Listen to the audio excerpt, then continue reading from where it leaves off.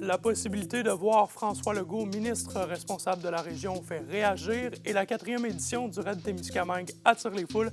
Voici ce qu'on a suivi pour vous aujourd'hui.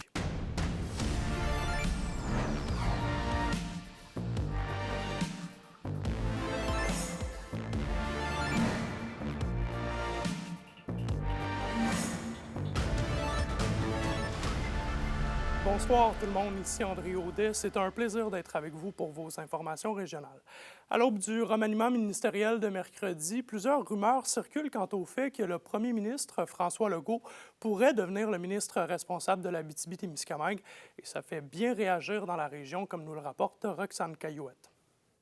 Les chances que François Legault devienne le prochain ministre responsable de la région de l'Abitibi-Témiscamingue semblent de plus en plus probables si on se fie à ce qui est avancé par plusieurs médias nationaux. Chez la population, cette possibilité est reçue de façon mitigée. Bien, moi, je serais bien contente en autant qu'il s'occupe de notre région.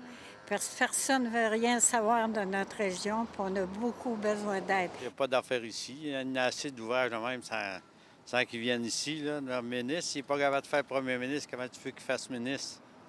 Les deux en même temps, là, ça ne marchera pas. On va être encore plus reculé. Bien, je me dis, il y a deux côtés. Je me dis, peut-être ça va être mieux. C'est pas à cause des problèmes de député qui s'est fait sortir, là. Je me dis, c'est peut-être mieux. En tout cas, on va voir. La préfète de la MRC de Témiscamingue, Claire Bolduc, est perplexe. Ça me laisse plus de questions que de réponses. D'abord, avec un agenda aussi chargé que celui d'un premier ministre, quel serait le temps qu'il aurait à accorder à la région de l'Abitibi-Témiscamingue? Quelles seraient les relations qu'il entretiendrait avec les élus locaux? De quelle façon on pourrait travailler de façon de proximité avec un premier ministre aussi occupé? Même son de cloche pour le président de la Chambre de commerce et d'industrie de Rouyn-Noranda, Stéphane Brown. Je crois que tout le monde est un petit peu surpris. Encore une fois, là, on voit que la CAQ improvise sur à peu près n'importe quoi. On verra si la rumeur se confirme ou pas. C'est certain que M. Legault, qui est à la tête du gouvernement, je ne sais pas s'il connaît le dossier, on ne sait pas s'il pourrait faire quoi que ce soit là, de plus, mais c'est sûr qu'en étant à la tête du gouvernement, il y a peut-être un petit peu plus de pouvoir. Et puis, peut-être que la CAQ se cherche des votes pour les prochaines élections, donc c'est peut-être leur stratégie. Il y a des inquiétudes quant à l'avancée de dossiers prioritaires et d'enjeux touchant la région. On a les pires routes au Québec. On a des hôpitaux désuets qui ont besoin d'être restaurés, rénovés de façon urgente. La catastrophe, ça clique, ferme des bureaux dans les régions, dans 5 villes de notre région. Nous, ce qu'on souhaite, évidemment, c'est que ce soit positif pour la région. Nous, on aimerait avoir des investissements et on aimerait être reconnus aussi à la hauteur de l'argent qu'on envoie au gouvernement. Donc, peu importe qui est en poste, c'est ce qu'on aimerait voir. Le cabinet du premier ministre n'a pas répondu à savoir si François Legault allait devenir le prochain ministre responsable de notre région et n'a pas réagi aux spéculations. Roxane Caillouette, RNC Nouvelles, Rouyn-Noranda. Ensuite, le Bureau des enquêtes indépendantes se penche sur une opération policière survenue dans la nuit de vendredi à samedi dernier à Rouyn-Noranda. Il y a un homme qui a été retrouvé mort dans sa résidence par des policiers de la Sûreté du Québec, et ce, après qu'ils aient reçu un appel plus tôt en soirée concernant cette personne-là qui tenait des propos inquiétants et qui aurait eu une arme à feu en sa possession. Selon les informations de la part du BEI, il s'agirait de blessures que l'individu se serait auto-infligées. L'enquête risque donc d'être conclu assez rapidement par l'organisation. Et on reste à Rouyn-Noranda. Plus de 400 personnes ont défilé hier dans les rues de la ville pour exiger une meilleure qualité de l'air et dénoncer les rejets atmosphériques de la fonderie Horn. L'événement a été organisé par le mouvement citoyen Mer au front. Plusieurs prises de parole et des performances artistiques ont eu lieu pour exiger de Glencore d'en arriver à des émissions d'arsenic respectant la norme québécoise de 3 nanogrammes par mètre cube. La marche a débuté au pourtour du lac Ossisco et s'est transportée jusque dans le quartier Notre-Dame à Noranda, près des installations de la fonderie. Et il y a le CISAT qui rend gratuit l'accès au Wi-Fi dans tous les hôpitaux de la région, soit ceux de Rouyn-Noranda, Lassar, Val-d'Or et Ville-Marie. Plus aucune information de paiement ne sera donc demandée aux visiteurs et médecins désirant l'accès à Internet sans fil. Ils doivent toutefois accepter certaines règles de sécurité. Les zones où peut être utilisé le Wi-Fi continuent à être affichées dans les installations. Le CISAT qui avait ajouté ce service à ses hôpitaux il y a un peu plus de 2 ans, en 2023. Et au culturel, c'est le grand retour des soirées de l'humour à la microbrasserie Le Prospecteur à Val-d'Or ce soir sur le coup de 19h30. Au menu, de la bonne bouffe, de la bière locale et des blagues bien brassées. La scène du restaurant qui va se transformer en cabaret humoristique. 2 jeunes humoristes, Anthony Courcy et Jérémy Laliberté, viendront faire rire le public abitibien. La soirée sera animée par le pétillant Monsieur Radis. Les soirées d'humour au Prospecteur, c'est un rendez-vous tous les 2e lundis du mois. Les billets qui sont disponibles au ticketaccès.net.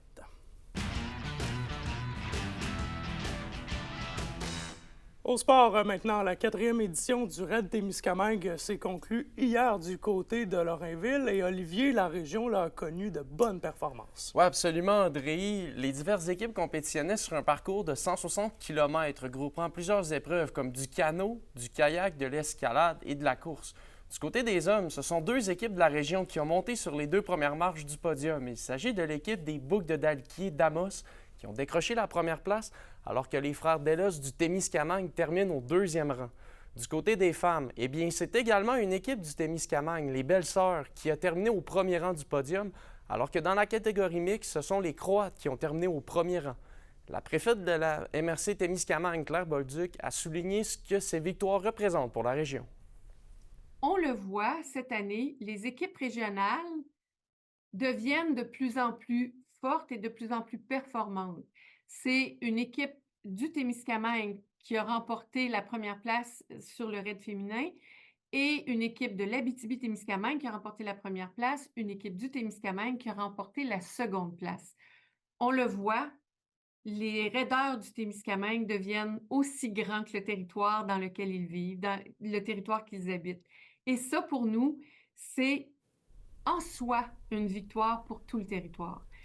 Et Olivier, l'organisation qui tire un bilan positif de l'événement. Oui, absolument, André. La coordonnatrice m'a mentionné à quel point que l'engouement était présent cette année, notamment au niveau du nombre d'équipes en provenance de la région inscrites cette année. Il y en avait plus d'une douzaine sur un total de 30 équipes. Je vous laisse écouter la coordonnatrice Chloé Beaulé-Poitras en dire plus. Le but du Raid Aventure, c'est aussi de se positionner comme endroit touristique pour l'aventure nature. Donc, clairement que l'Abitibi et le Nord-Est ontarien sont 2 marchés très importants pour nous à conquérir. Donc, ce que je retiens, c'est oui, l'engouement pour la région pour participer, mais également toute la belle couverture médiatique qu'on a eue et les gens ici qui se mobilisent pour recevoir cet événement. En terminant, André, on me dit déjà qu'on travaille du côté de l'organisation à la mise en place de la 5e édition. Des annonces devraient être faites sous peu dans ce cas. Merci Olivier. On surveillera évidemment les détails de QTélé qui devrait sortir sur les ondes d'RDS printemps prochain. Au plaisir.